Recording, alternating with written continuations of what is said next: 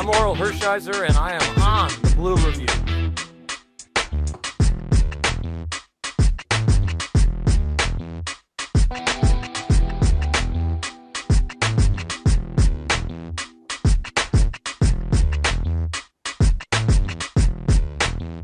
Hey, this is Sean Green. You're watching the Blue Review.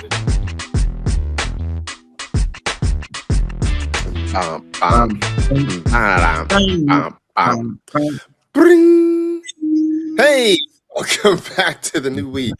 What's going on? That's the way to start, right? Welcome to the Blue Review presented by LAX. I'm Marcas Grant with Greg Bergman.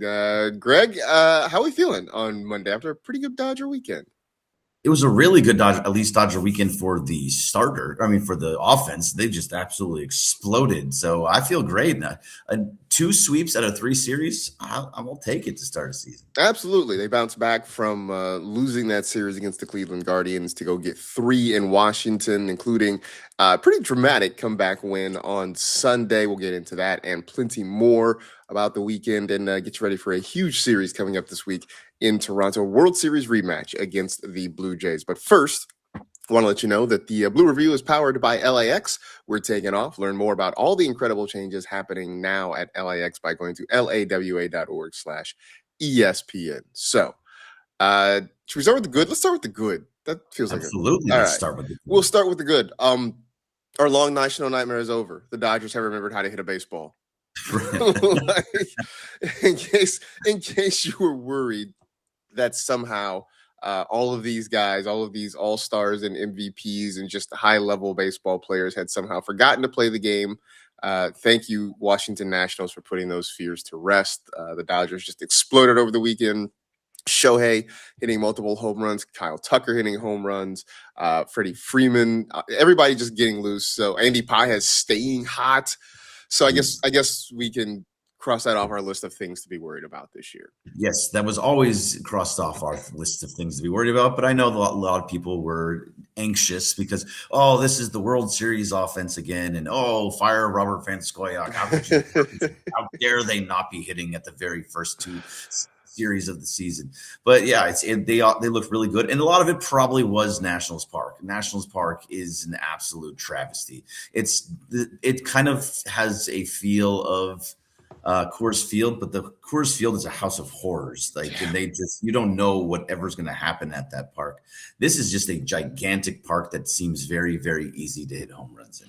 Also, the Nationals pitching staff is bad. They're bad.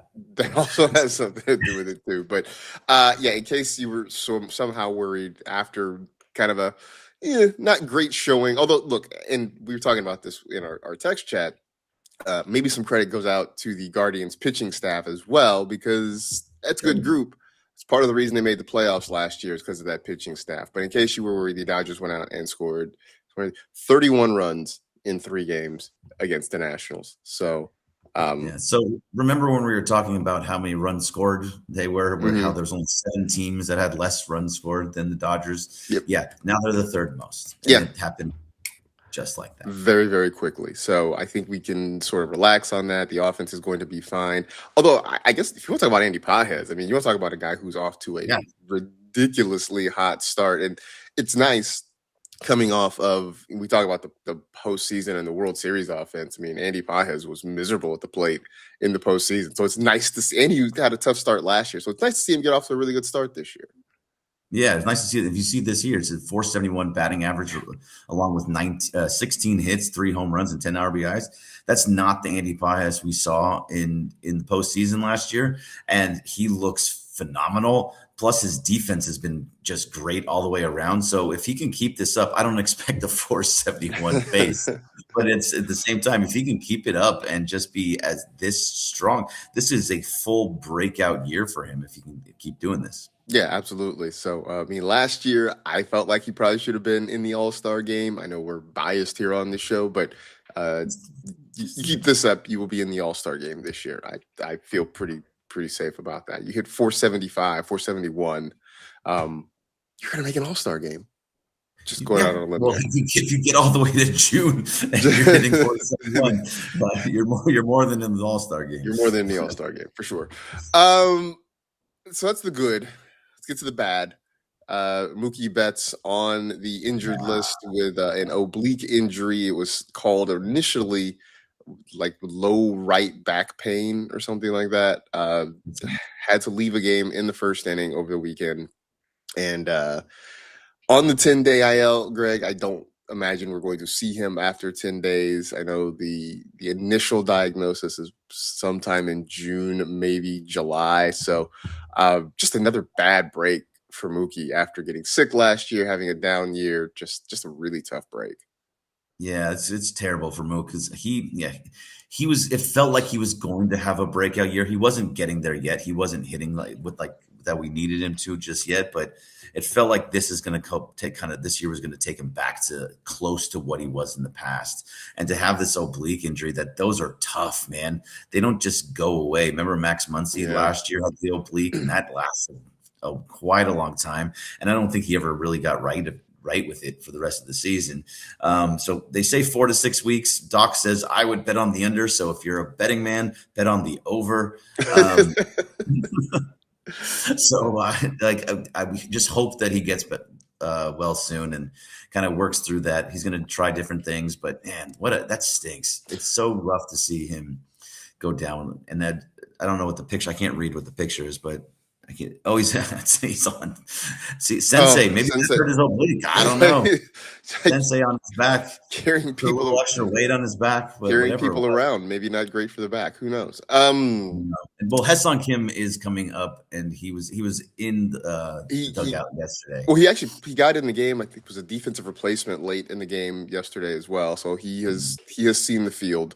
But at this point, it's some combination of Ha-Seong Kim, Alex Freeland, Miguel Rojas sort of manning the middle infield. Because now, Greg, you're down the two guys who are supposed to start your middle infield. No Tommy Edman, no Mookie Betts.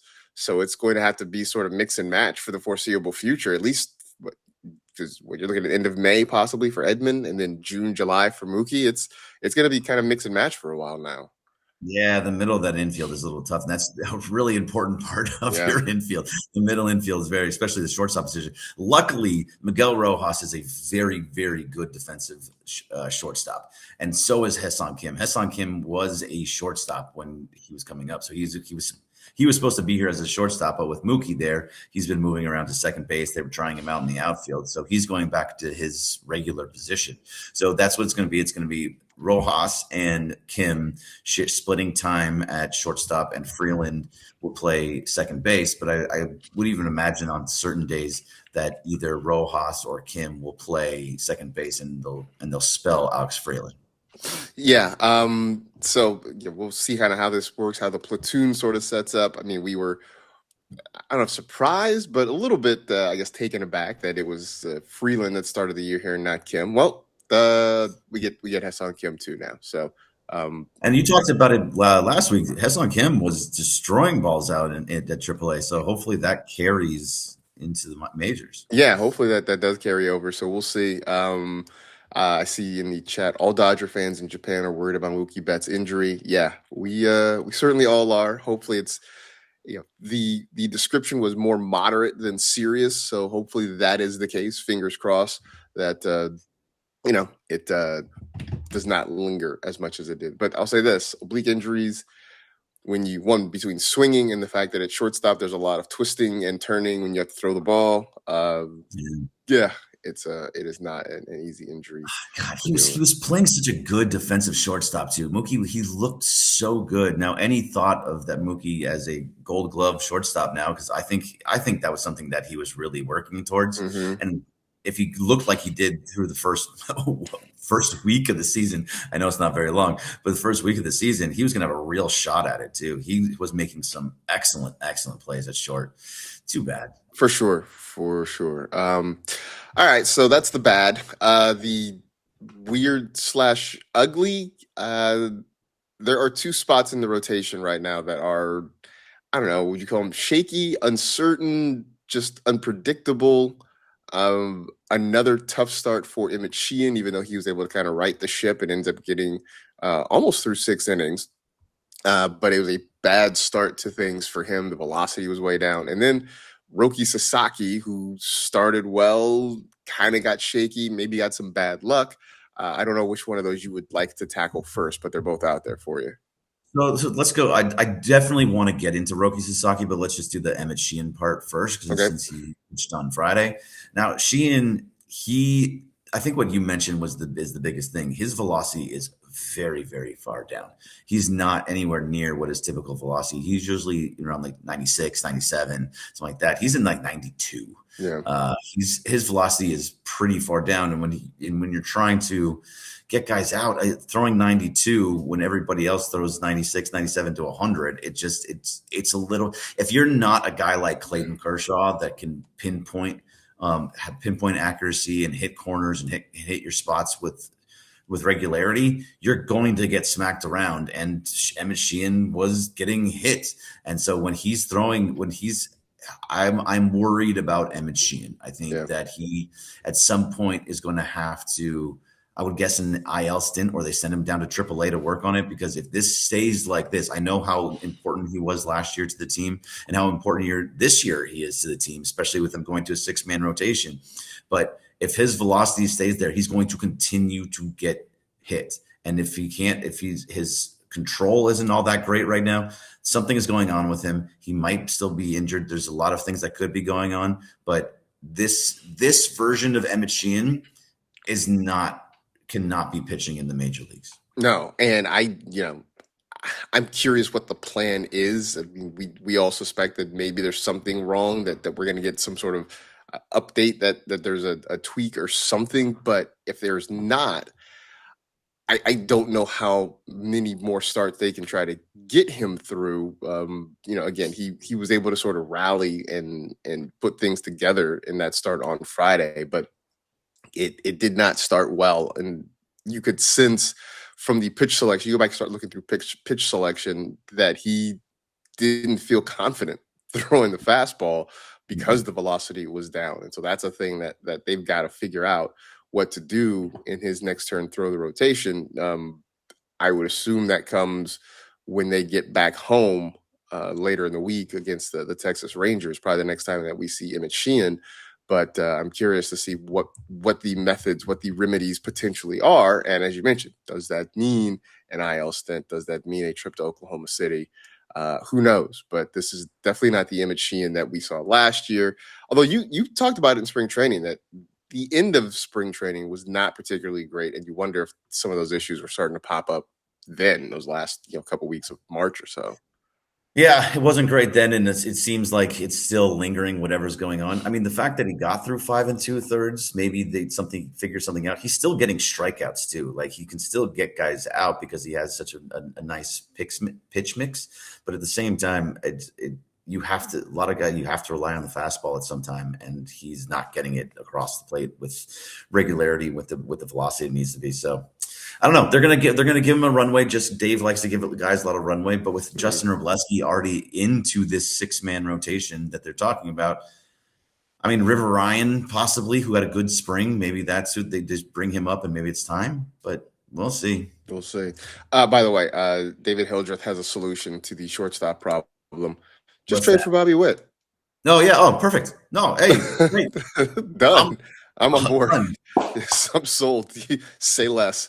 Absolutely. You tell me who's going, and I'll tell you, nope, not that guy. But so the other part of this equation is Roki Sasaki, who his first start, I think he surprised us all, because we were hoping for the best but prepared for the worst.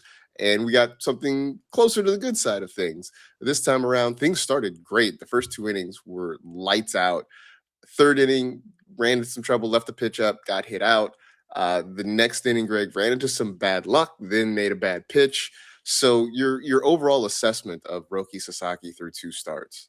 It's crazy. So actually probably both starts, but this last start, just the one yesterday, I actually thought it was really encouraging. Like, it was obviously the line didn't end up where anybody wanted to, and they're all earned run. I think it was 6 earned that he gave up. But the fact is that I thought he actually pitched pretty well, and He had two really bad pitches, and they were Mhm. both hit for home runs. The first one was a fastball that was right at the top of the zone and just stayed up. Well, I think he had 2 strikes on that count too. Fastball stayed up right at the top of the zone and was in prime spot to just hit a home run. And it was against a guy that was really hot too. Mhm. So that one I thought was just a bad spot. I think he wanted it up higher. And we've talked about this before. When Roki's throwing, his fastball has to be low. He needs to be throwing his fastball low. Or if he's going to go high, has to go extra high.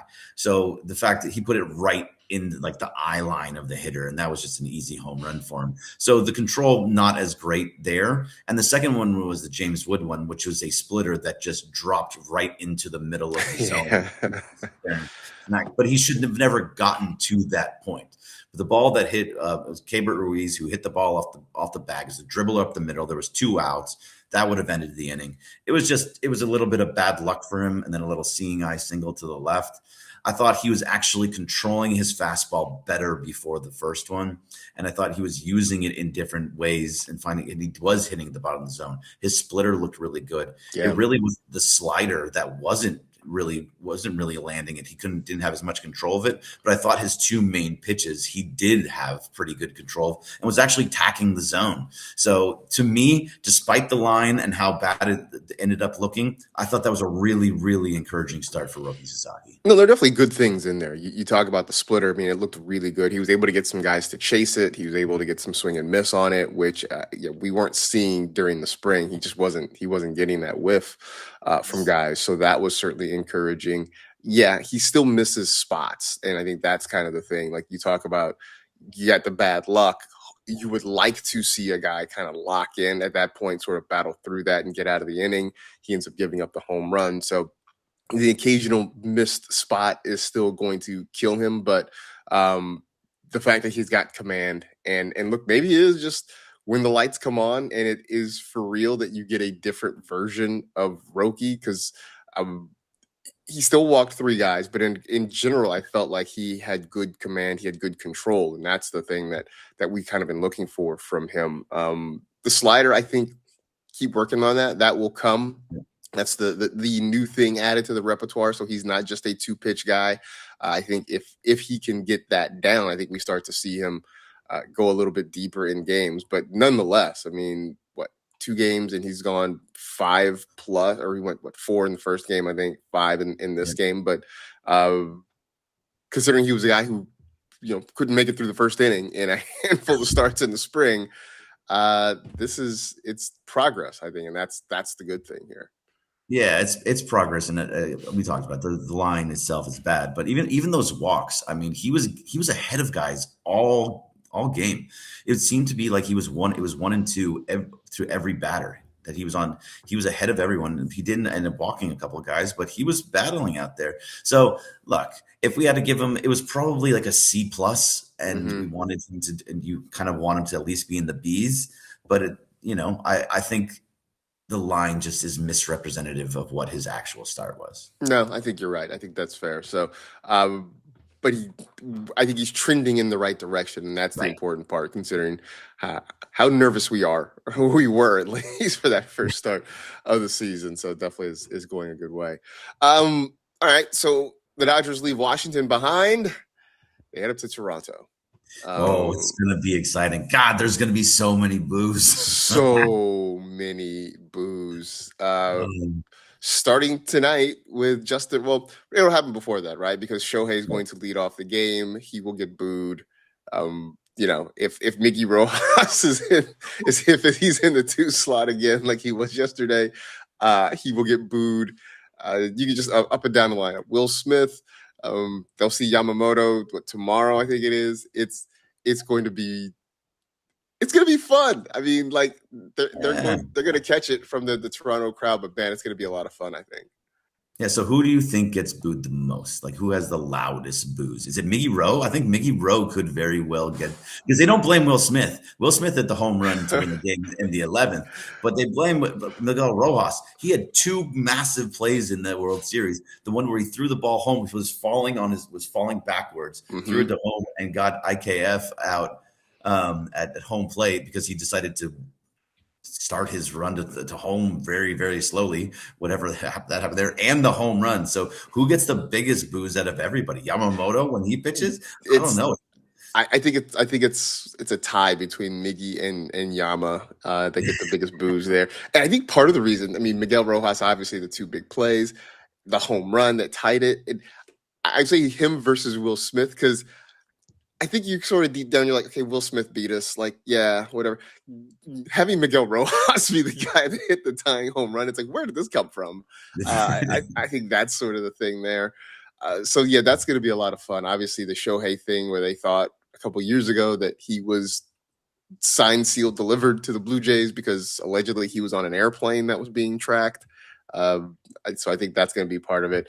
But on the field, the Blue Jays coming off getting swept by the White Sox of all teams. So on the field, it's rough right now.